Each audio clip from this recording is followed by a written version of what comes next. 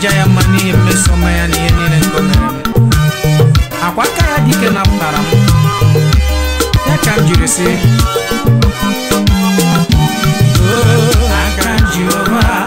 aka Jehova neme ma aka ya onu ebube ya oneruari nebe no isi yikendo kena digi atata mole aka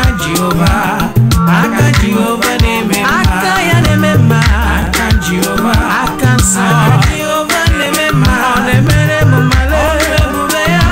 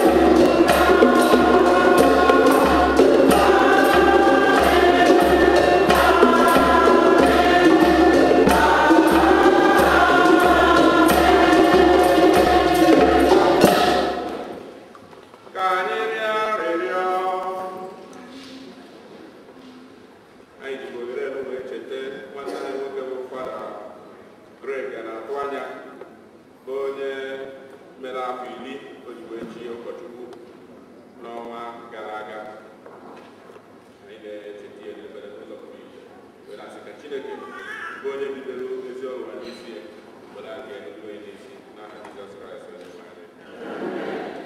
Chineke gị bụ onye okike na onye ntị ihe niile, biko tụgharịa lee anyị anya ka anyị mata mgbaghara gị n'ime ndụ anyị, mee ka anyị were obi anyị niile na-efe gị mgbe ncha. Anyị na-ayọ nke a site na iwe na Jesu Kristi nwa gị, onye gị na ya dị ndụ na-achị ịdịkọ n'obi nke mmụọ nsọ, otu Chukwu site n'ụwa nke ụwa niile.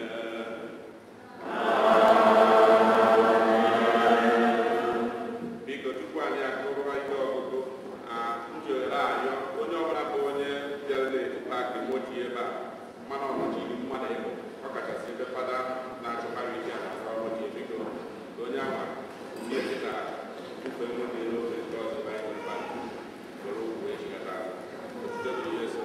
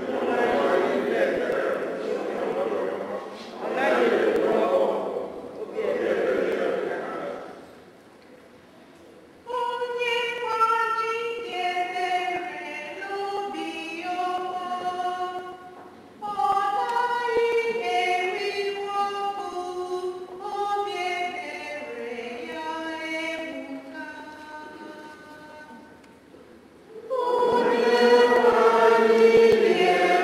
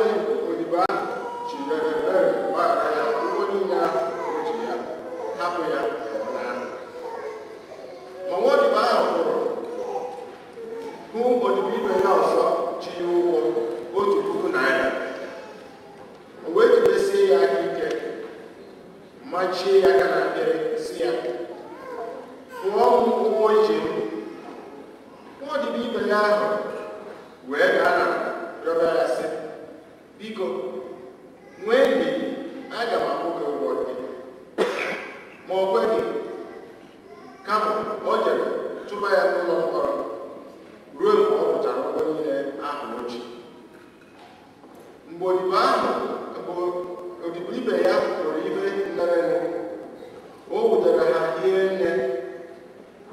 ha jere kọrọ nna ha ukwu ihe niile nwa odibo ahụ mere.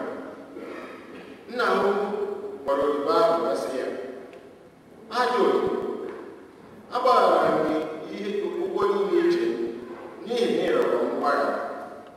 Ị cheghị na ọ kwesịrị ka ị nwee obi ebere na ahụ nwa odibo ibe gị dịka mụ onwe si wee mere gị ebere.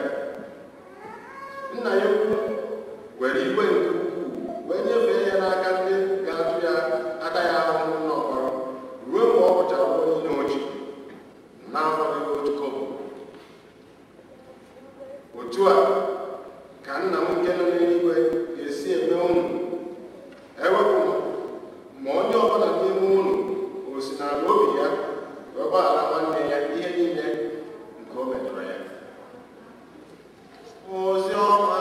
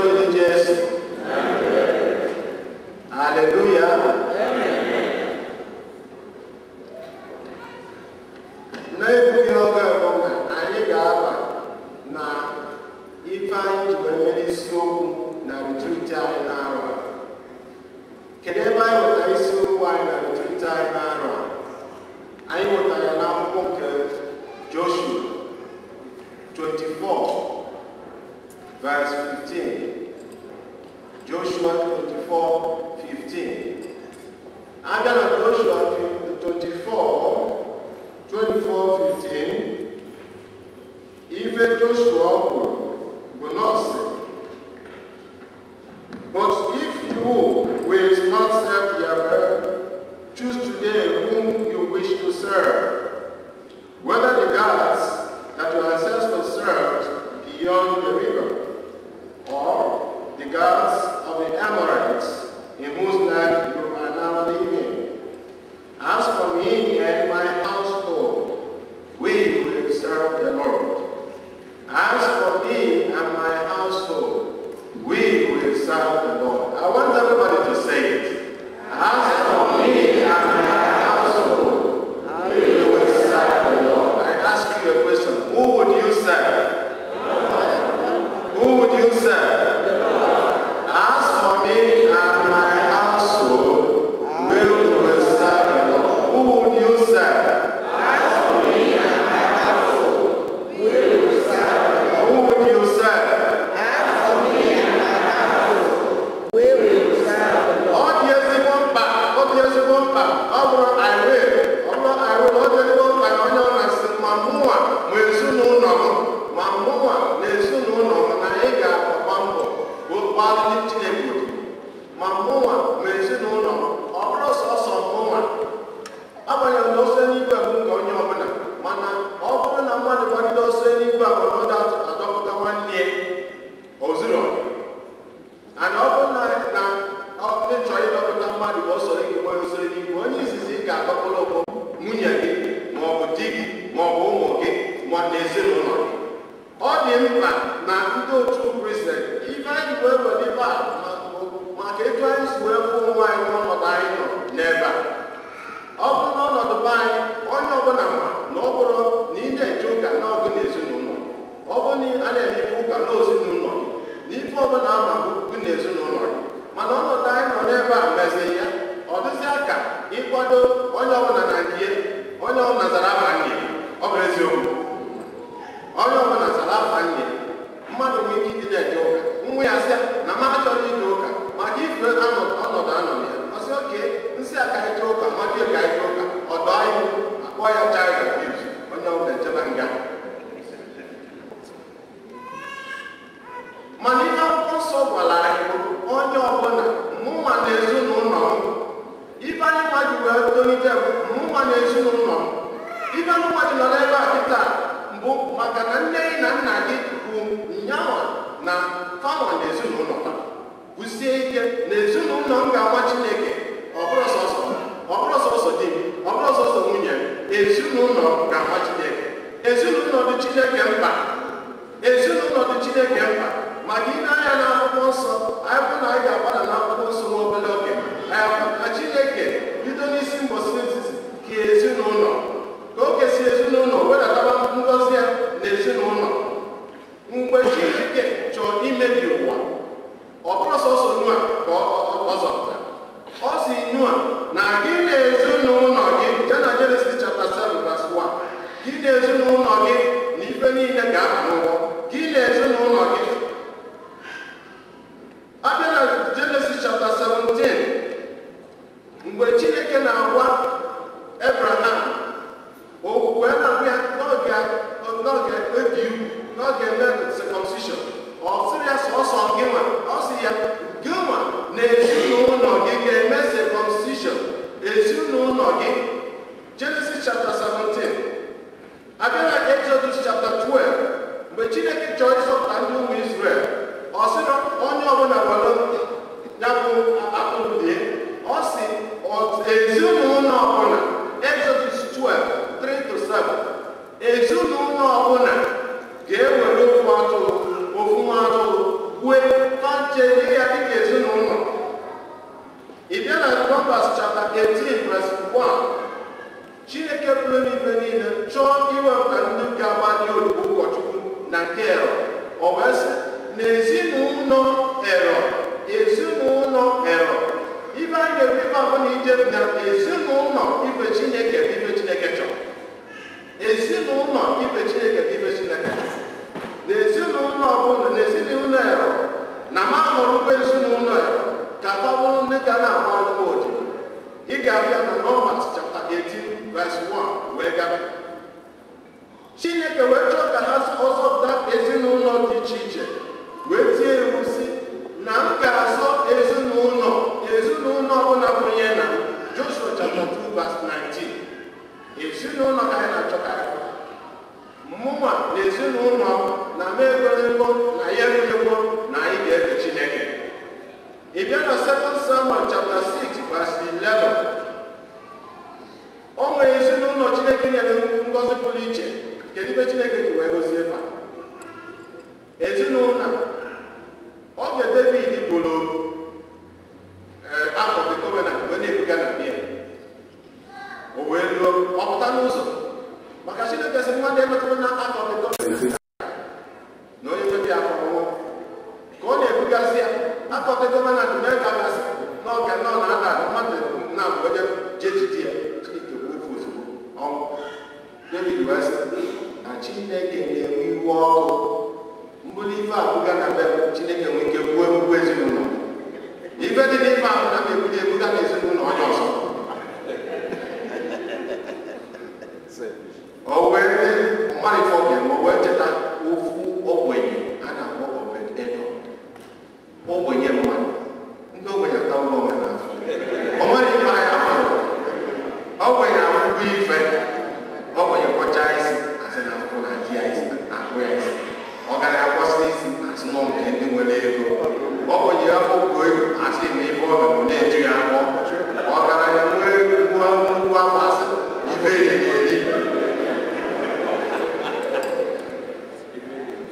ọmasị na nwoke a ọ ga-eje debe na be nwoke ọ chọzie Chineke buruzie si ebe a bụrụ gaba obodo ebe ma nwere ebe ọ ga-eme ọ napụtaghị Chineke.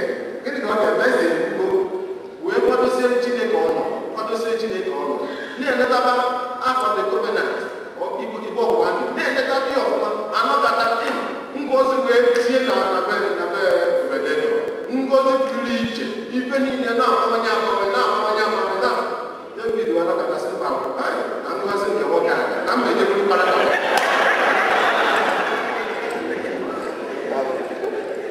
mana ife chọrọ ikwu nọọ ezinụlọ ya ka Chineke gosi. 2 Samuel 6:11. The household received the blessing. Now, Oluna Deuteronomy 12 verse 7 and Deuteronomy 14 verse 26. Chineke wee tie iwu na nchọ ka ezinụlọ ọbụla na-abịa n'iru n'oge olili ya ezinụlọ ọbụla ga-abịa wee were ọgbakọ gosi n'iru.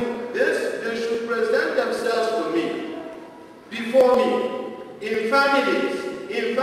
Ọsịrị onye ọbụla bịa n'ọsụ ezinụlọ ọbụla ezinụlọ ka anyị na-ekwu maka ịba ọ bụrụ na mmadụ jebe ụka kedu maka ezinụlọ?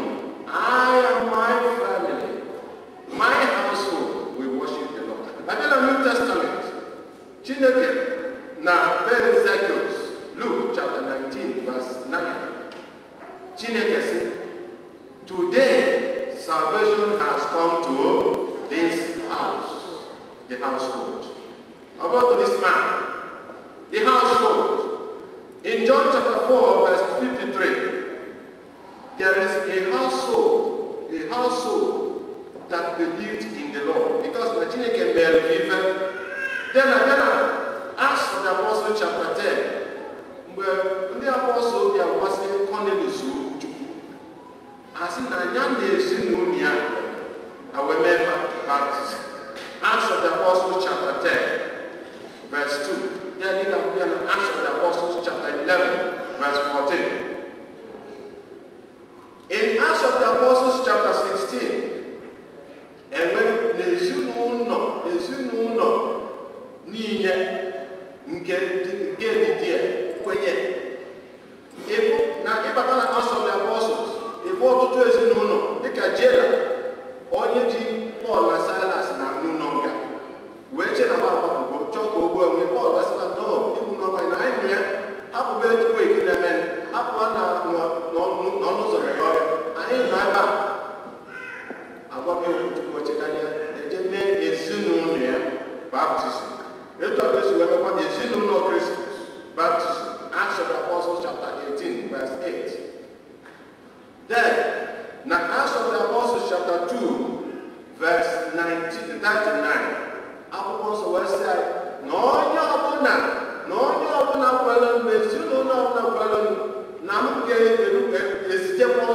I will pour my spirit upon all the families, all the households, all the members of the families, not just the individuals. Can Jesus recently get na Luke chapter 10 from verse 5? Osiba ezinụlọ bata nye n'udo udo dị n'ezinụlọ. Udo dị n'ezinụlọ. N'ihi na abata n'ezinụlọ udo dị n'ezinụlọ. N'ezinụlọ dị Jesu Kristi mkpa, ezinụlọ dị Chukwu mkpa, ezinụlọ dị onye nwe anyị mkpa karịsịa. Ka ezinụlọ na-enweta ngozi, ka ezinụlọ na-enweta nchegharị, ka ezinụlọ na-enweta ọganihu. Chineke nwere ogosi eme na ọ bụrụ na ezinụlọ na-agbara ọkụ usobekwa ezinụlọ ahụ. Ije na Genesis chapter 12 verse 17, akwụkwọ nsọ sị na Chukwu nta Fero na ezinụlọ ya maka ibi gịnị? Maka ifi na Abraham na-atụ egwu Sera maka Abraham wee bata na anyị ọfụ na nke Fero wee chee na ọ bụrụ na m agwa Fero na onye abụ nwunye na Fero ga-ewu ọwa n'ọnwunye owesị nwunye m adịkwa onye emesi n'ịbụ nwanne m nwaanyị biko ka ndụ m fọrọ m o wee kwuo ya ọsị nwanne m nwaanyị Fero wee kpọrọ nwunye Abraham jedebe olu n'ahịa si ahụ Chineke wee kpọọ n'isi the whole family mkpu wee dapụ. Genesis 12:17. In Genesis 20:18, the same thing. In Genesis, in 2 Samuel chapter 12, verse 10 forward, David and even Jomer, Chineke wee sị nga punish ezinụlọ ofu onye nwere ike ịghọta ngọzi ezinụlọ, ofu onye nwere ike ịghọta ọnụ. Ezinụlọ dị mkpa. Olu na 1 Kings chapter 13 verse 14, verse 34, and chapter 14 verse 14. Chineke wee sị maka ife ibe Jeroboam mere wee mee ụmụ Israel mee njọ, m ga-ata ezinụlọ ya. Na 1 Kings chapter 21 verse 22, Chineke kwukwa na house of Ahab maka ife na aha mgbe ibe ajọ njọ wee jegbuo Nabọt na di ya anya na m ga-ata ezinụlọ ya. Ezinụlọ dabịa na Deuteronomy chapter 11 verse 6, o nwere ezinụlọ ole ma ole pụta na-agba Moses mgba si kedu ife bụ na Moses amaghị ka mmadụ zuru ike, kedu ife bụ na ọkọ nọ na-enye anyị nsogbu, ka ife bụ na Chineke kwụsịrị ya ka ọ na-afụ okwu na anyị ga-achọ isi taa. Chineke wee sị onye ọbụla pụta ndị ahụ na-esi ọrụ. Akwụkwọ nsọ wee sị anyị wee mere ọrụ nye mmadụ niile, ezinụlọ niile na nsogbu. Mana nke dị egwu bụ nke mere na 1 Samuel chapter 2 from verse 19 to 1 Samuel chapter 4, the story of Eli. Eli na-agba mbọ bụrụ ụkọchukwu dị asọ na-asọpụrụ Chukwu, mana ụmụ ofe ife Eli nyere ụmụ ya. Ụmụ ya wee dị na-emebisi ọka, na-emebisi aja na-achụ Chineke, na-emebisi ife niile. Ndị mmadụ na-akọmplen Eli nyere ụmụ ya, ọ na-eme ekpere nke ya, na-edozi onwe ya, dozie onwe ya asị, mana ụmụ ya na-emebisi ife. Chineke wee sị maka ife a Eli mere na nna akwado m ga-anapụ ụkọchukwu, m ga-eme ma Eli ma ụmụ ya ma mmadụ niile nọ n'ezinụlọ ahụ, m ga-ewepụta ịkapọ the glory request. Ụmụnne na Kristi, anyị ga-ayịba ka anyị nwee ike ikwuru na anyị wee kwuo ife na-eme eme, maka na ọ bụrụ na anyị akwụrụ ife na-eme eme ife niile anyị na-ekwe ife niile n'otu aka ọ dị. Ọ bụrụ etu aka ọ dị unu mana ọ bụrụ etu aka ọ dị, onye ọbụla nọ n'ebe a mana ọ bụrụ etu aka ọ dị. Anyị bata n'obodo a na-eme anyị abụgo ndị obodo,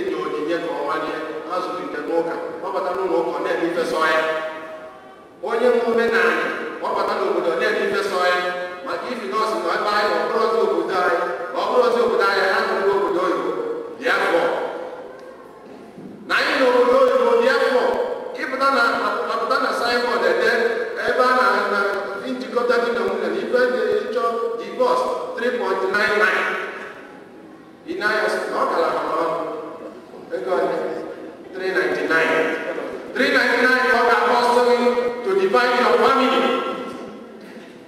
Asị na ife na-eme etu a ka anyị si bido. Awa ebe na-ekwu ndị ụmụ akwụkwọ masịba na ọ bịa n'obodo a bụ the best place to get married, the worst place to get married, and the good place to get married. The best place to get married maka na ọ nọ na get respect onwe obodo mgbe ikwu na irespect onwe egosi etu esi respect onwe ọ bụ ọzọ nke onye bụ onye ti the best place onye bụ respect onwe the worst place because 399 is there. Ije na signboard there. Esi ego ọbụ ka cost na mmadụ ọsọ na mmadụ ndị asị 399 kwa 399. Simple. Ịnaba diga ngata. Onye mụ marriage. The worst place. Na mmadụ ga-anọkọta na akwụkwọ insurance na ọ bụrụ na ngwa nwoke a kịta ego insurance o tie nwoke gbuo ya kwa ma ọ gbuo nwaanyị ka o webụrụ ego insurance. The worst place. Na ọ bụrụ na mmadụ na-eme ife ahụ ka eme ife akịta ahụ ife a na-eme achụpụ m ya mụrụ mụ na ụmụazị ebi na ọkpụgharị mmadụ ilo ọmetụ maka ọjọọ ya the worst place. The good place bụ na because they have respect nwa onye ọ na-agbanye ife na-eme onye ọ na-enye respect onwe ibe na-ewuzi mmepe anyị onye gbakọta ebe a ọnụdebe obido ihe kwesịrị ya ụfọdụ achụpụ nwoke o jepụta enyi nwoke debe ebe ahụ mọsụ ụka a na-ere ugbo olili okpuru ụzọ bịa na ndị ọlụlị abịa ebe a bịasịpụla anyị na n'oli maka na ndị ọcha na-agba ọpụta oge ruo onye ọbụla apụta nke anyị ga-adị iche onye ka ọ na-anyụ ebe anata olili mụ na enyi nwoke mụ na ebiri abụọzi ife a na-ekwu n'ụka ka ma na ụka ọgụgụ na Chineke ka ọ dị onye kwaliri omenala ya onye asịrị m ya onye akụziri gị onye akụziri m ife na-eme n'obodo a na-agbafe okwu ya site wasịba na anyị nọkwara first generation ndị bata n'obodo a first generation maka gịnị ndị ọzọ ndị niile a na-abịabụ na-ana anyị ma mbụ ndị isi bịa bile ebili ndị ọzọ bịa na-ebi first generation oluo na 10th generation ayabụsịkwa mmadụ ọmụta ọgbakarịa ife dị iche iche na-eme ụmụnne nna Kristi ka anyị zụọ n'ọnwa anyị n'ezinụlọ ka anyị pụta mee ife ọmụme etu esi eme e nwere triti yesterday mmadụ na-eme onye ọbụla njem onwe ndị mmụọ ọrụ nwee ndị ọrụ onwe ndị chebe ọrụ nwee ndị echebe ọrụ onwe ndị enweghị mama na-eme onwe ndị ọchọpụrụ akpọrọ kedu ife a na-eme ilekwa ndị ọzọ anya oke soro ngwere ma mmiri ọkọ mgbede onwe ike ọma oke ụmụnne nna Kristi ka anyị nwere ekele Chukwu na Chineke emegbola anyị mfe nye anyị onyinye na anyị nwe ya mmadụ na ezinụlọ anyị dị mma ịbịakwute Chineke ndị anyị na-aba na-eme ife ụfọdụ obodo akagbu ụka almost 2,000 years. How many years do you have to buy? 100 and something years. 100 and something years. And you were not tired already. And I took over like can I if I get better, if I have to see like I won't get to blind me, now I won't believe it. What I just can't wake is on one as well as on mine. Yes, you know, I did the man now, Jesus Christ, Amen.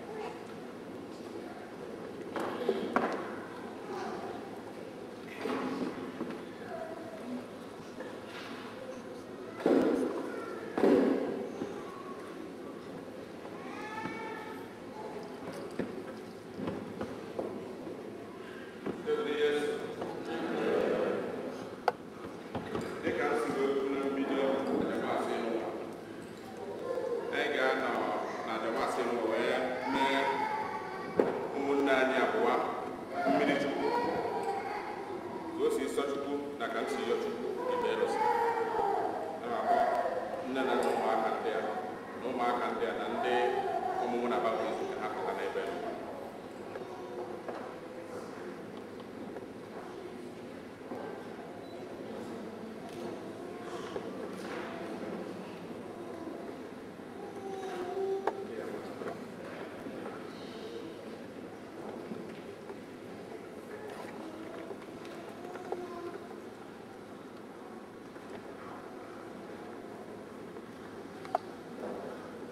Lilian na Simon, kedu aha unu chọrọ ịgụ ụmụntakịrị nwa? Rosemary, Michelle. Face ya n'ebe. Kedu ihe unu na-achọ n'aka nke nzukọ nke Chineke maka Rosemary na Michelle? Kedu ya nwere baptizim?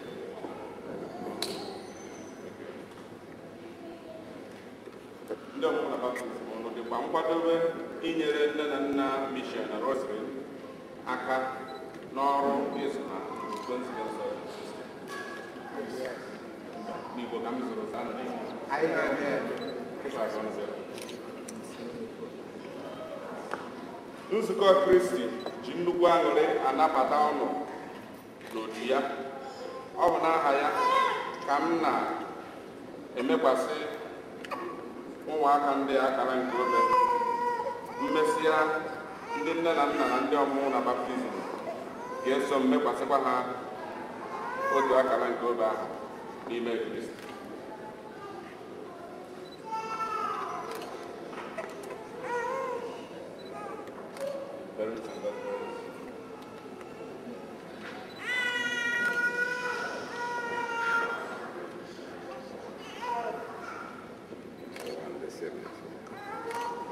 Ụmụnna m ndị m hụrụ n'anya, ka anyị bekuwe ebere nke Onyenwe anyị Jesu Kristi maka ụmụntakịrị ndị a na-aga ịnata baptizim, maka ndị nne na nna ha, ya na maka ndị ọmụmụ na baptizim na anyị niile nọkwa n'ụlọ ụka ebe n'ụwa. Ife anyị ga-asa bụ dị nwenu nụrụ anyị ya anyị ka anyị zaa na ya. Site na nchọwapụta ihe omimi nke ọnwụ na mbilite n'ọnwụ gị, anyị na-ayọ gị dị nwenu ka inye ụmụntakịrị ndị a ndụ ọhụrụ nke baptizim wee kpọbata ha n'ime nzukọ gị dị asọ. Anyị ayọ biko dị nwenu site na baptizim na ido ike, mee ha ndị ụmụazụ gị guzosiri ike na ndị akaebe nke ozi ọma gị. Anyị ayọ biko dị nwenu dugide ha site na ndụ dị asọ were ruo na aṅụrị nke alaeze eluigwe. Anyị ayọ biko dị nwenu mee ka nne na nna ndị ọmụmụ na baptizim tọọrọ ụmụaka ndị a eziokwu nke okwukwe. Anyị ayọ biko dị nwenu were ịhụnanya gị chekwawakwa ezinụlọ ụmụaka ndị a mgbe niile. Anyị ayọ biko dị nwenu anyị na-ayọkwasị gị maka ndị niile bụ ndị chọrọ anyị na ajamasị a ka anyị cheta ha n'ekpere. Ezinụlọ ndị be Chime, ezinụlọ ndị be nke ọ dị, ezinụlọ ndị be Aneki na ezinụlọ ndị be Ibero. Anyị ayọ biko dị nwenu ka gracia anyị natara mbọsị baptizim anyị dịkwa ọhụrụ n'ime ndụ anyị. Anyị ayọ biko dị nwenu anyị na-ayọkwasị maka ụmụnne anyị ndị nwụrụ anwụ, ọkachasị ndị otu anyị bụ Samuel Utomi, Victor Odowa, nakwasị ndị niile bụ ndị gafuru ndụ ha n'afọ 10 gara aga na New York, Pennsylvania na Washington DC. Anyị ayọ biko dị nwenu Maria dị asọ nne nke Chukwu, yọbara anyị ayịyọ. Josef dị asọ, John the Baptist dị asọ, Peter na Paul dị asọ, ka anyị ya ayịyọ. Chineke ji ike niile, onye dị ụwa dị ụwa, nke onye zitere nwa gị n'ụwa ka ọ chụpụrụ anyị ike nke ekwensu, mmụọ nke ihe ọjọọ, si n'ọchịchị kpọpụta mmadụ kpọbaa ya n'ihe alaeze nke gị dị otito. Anyị ji umeala arịọ gị maka ụmụntakịrị ndị enụnwa anyị ga ime mmiri Chukwu, sachapụ ha nlakụrụ njọ ekere ụwa. Biko mee ka ụlọ nsọ nke ebube eze gị site mmụọ nsọ ka o biri n'ime ha. Anyị na-arịọ gị nke a site na Jesu Kristi onye nwe anyị. Amen.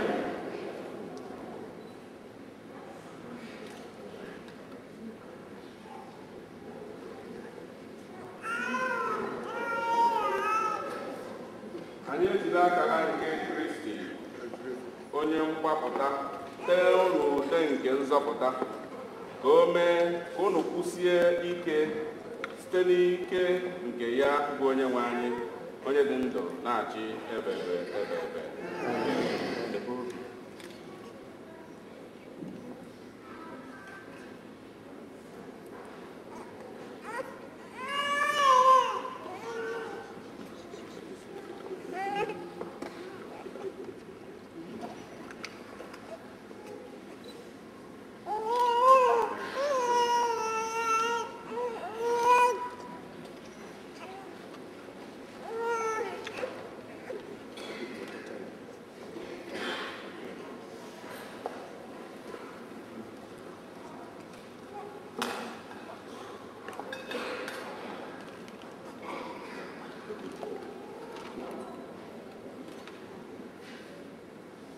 Ụmụnna m ndị m hụrụ n'anya, ka anyị rịọ Osebụrụ Chineke dị ike niile ka onye jupụta ụmụntakịrị ndị a na ndụ ọhụrụ site na mmiri na mmụọ nsọ ka anyị debe inye ha.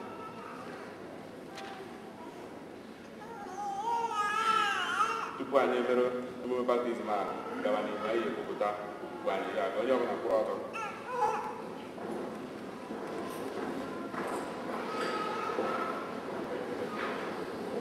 Ndị nne na nna na ndị ọmụmụ na baptizim na ụmụnne m na Kristi m hụrụ n'anya, ụmụntakịrị ndị a akpọtara n'ebe a ga-esi na mmiri na mmụọ nsọ nata ndụ ọhụrụ n'aka Chineke onye hụrụ anyị n'anya. Unu ga-agba nnọọ mbọ nke ukwuu zụọ ha n'okwukwe, ka ndị Gracia ahụ ghara inwekwa mmetọ nke njọ na-eweta, bịa na-abawanye n'ime obi ha kwa ụbọchị kwa ụbọchị. Ya bụ, ọ bụrụ na ụnụ dị nkwadobe iwere ọrụ ụnụnwa n'ihi okwukwe ụnụ na okwukwe ụnụ nwere, ka anyị gbasapụ obi anyị ugbu a wee zaa ajụjụ ndị a. Unu ajụrụ Ekwensu n'ọrụ ya niile? Unu ajụla njọ ka unu bịazie biwe ndụ inwere onwe unu n'ime Chineke? Unu ajụla Ekwensu onye bụ ya kpatara njọ bịa bụrụkwa onye isi njọ? Unu ajụla Ekwensu bụ nna nke njọ na ọkpara nke ọchịchị? Unu kwere na Chukwu Nna onye pụrụ ime ihe niile, onye kere eluigwe na ala? Unu kwere na Jesu Kristi so otu nwa ya dị nwe naanị, onye nke Virgin Maria mụrụ, akpọgbuo ya n'obe, nwụọ, o si na ndị nwụrụ anwụ pụta, lagoo n'eluigwe na n'aka ndị Chukwu Nna? Unu kwere na mmụọ nsọ nke nzukọ nsọ Katọlik, na mmekọ nke ndị nsọ, na mgbaghara nke njọ, na mbilite n'ọnwụ nke ahụ, na ndụ ebe ebe? Nke a bụ okwukwe anyị. Nke a bụ okwukwe nke nzukọ, okwukwe nke anyị ji ngori na-ekwupụta n'aha Jesu Kristi onye nwe anyị. Lilian na Simon, ugbu anyị ekwupụtago okwukwe anyị. Unu ka chọrọ ka e mee ụmụaka ndị a mmiri Chukwu na okwukwe nke nzukọ na okwukwe nke anyị kwupụtara ugbu a. One by one.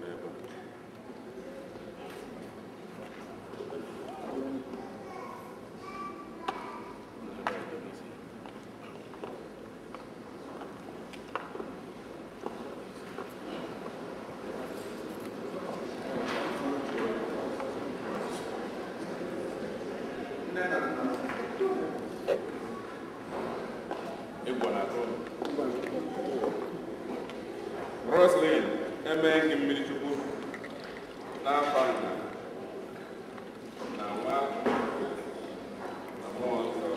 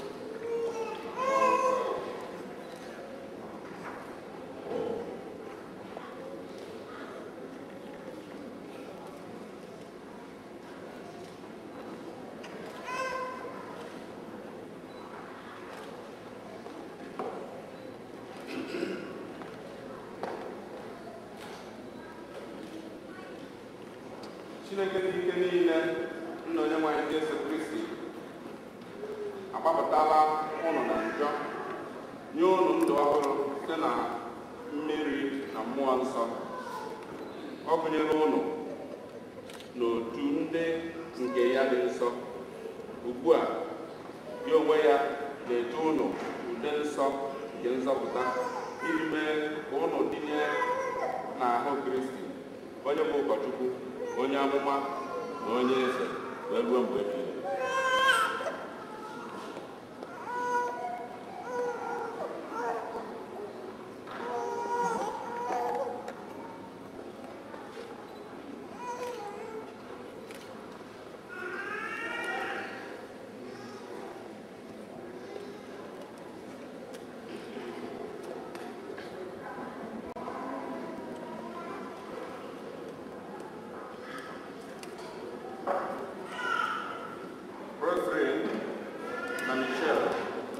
Emeela ka ụnụ bụrụ mmadụ ọhụụ. Ụnụ eyikwasara Kristi uwe ọcha nke a gosi ụnụ ọgba dị egwu nke ụnụ nwetara site na iso ndụmọdụ na ezi ụkpụrụ nke ndị be ụnụ. Ụnụ na ụnụ yigidere ugbu a na-emetọghị ya wee ruo na ndụ ebe.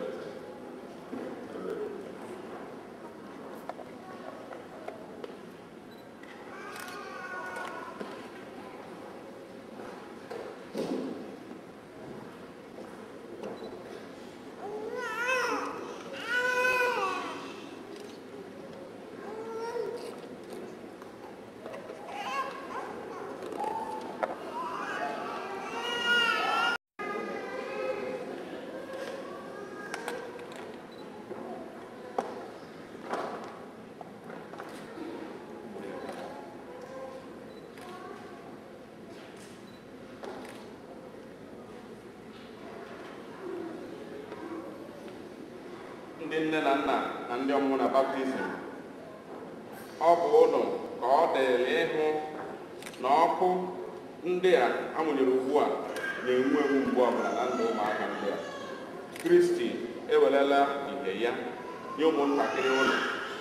Kụzienụ na ha na-aga ije mgbe niile dịka ụmụ nke ihe, ka ọ ga-abụ ha kwụsigide ike n'okwukwe ruo mgbe onye nwe anyị ga-alaghachi. Esoro ndị nsọ niile zute ya n'alaeze nke nwere site na Jesu Kristi onye nwe anyị. Onye nwe anyị Jesu Kristi mere ndị ntị chiri anụmakwa ihe, mee ndị ogbi akwụwa okwu. Ọ ga-emeghe ntị ụlọ.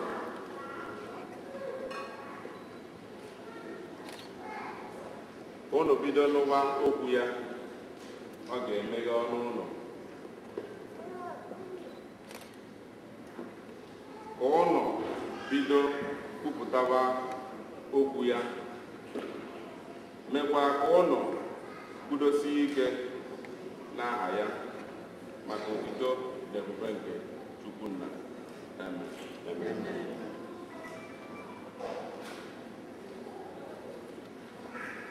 ndị mere baptizim na Kristi eyinyela Kristi dịka uwe. Ka anyị too Chukwu. Hallelujah, hallelujah. Let us clap for the newest members.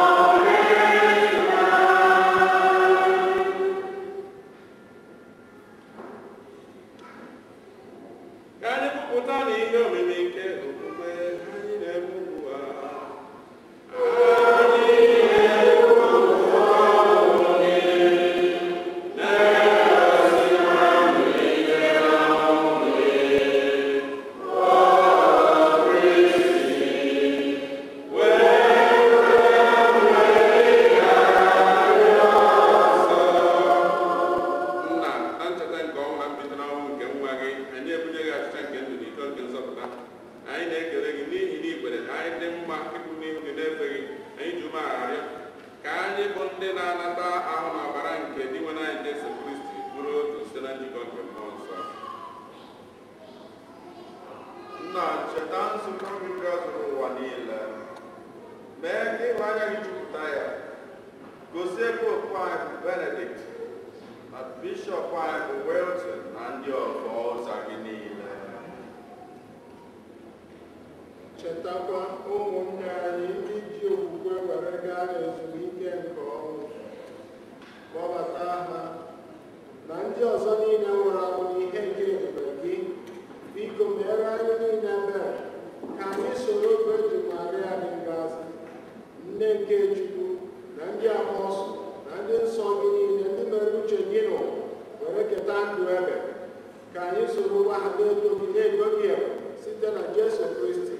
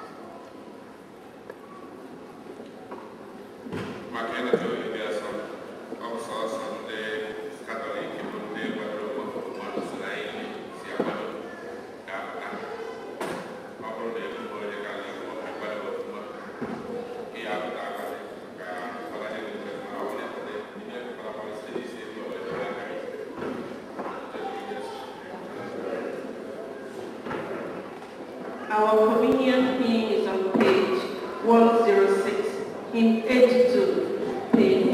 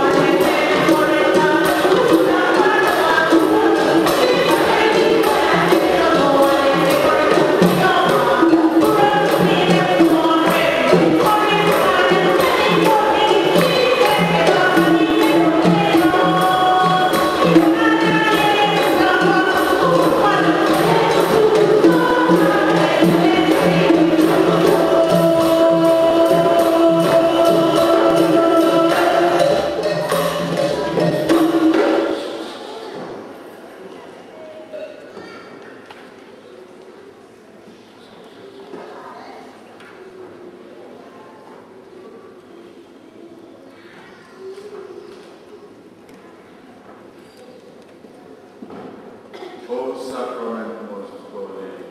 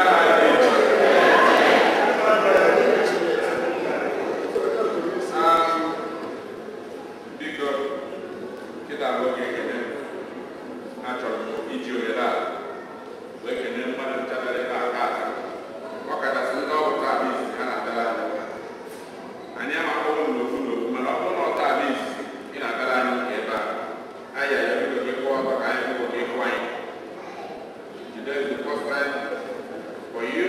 Please stand up. Let's see.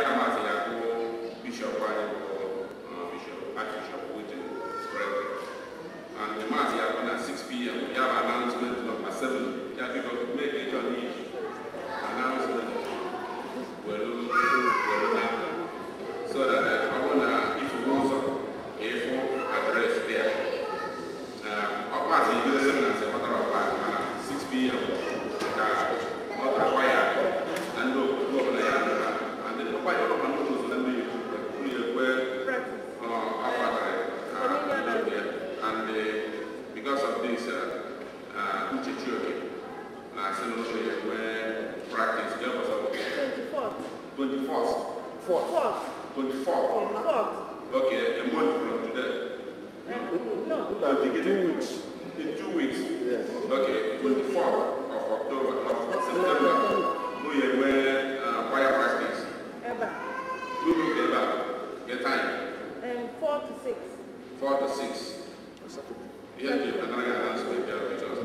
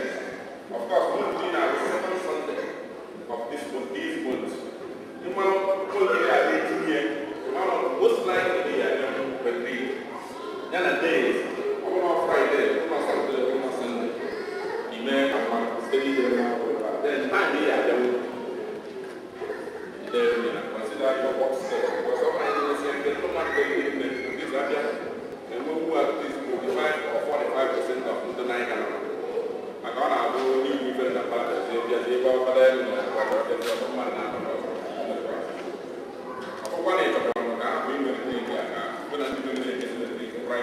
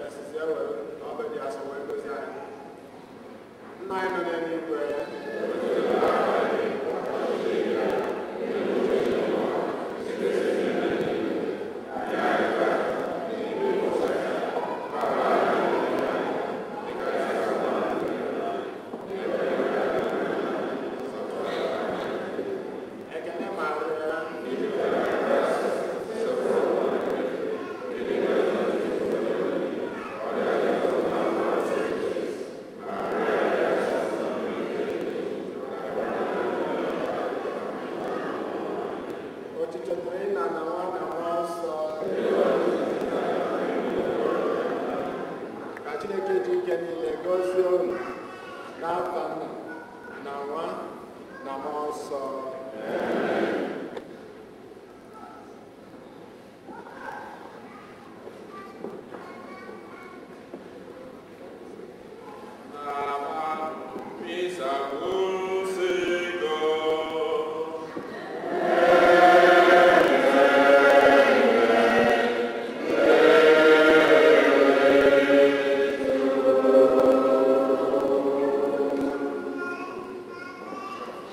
A closing hymn is on page 7 of the bulletin.